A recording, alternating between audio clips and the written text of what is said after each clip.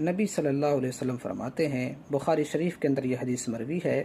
کہ لیس منا من ضرب الخدود وشق الجیوب ودعا بدعوى الجاہلیہ، یعنی ہم میں سے وہ شخص نہیں ہے، ہمارے طریقے پر وہ انسان نہیں ہے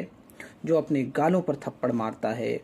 اور اپنے گریبان کپڑے پھاڑتا ہے، گریبان چاک کرتا ہے اور زمانے جاہلیت کے طریقے سے چیخو پکار کرتا ہے۔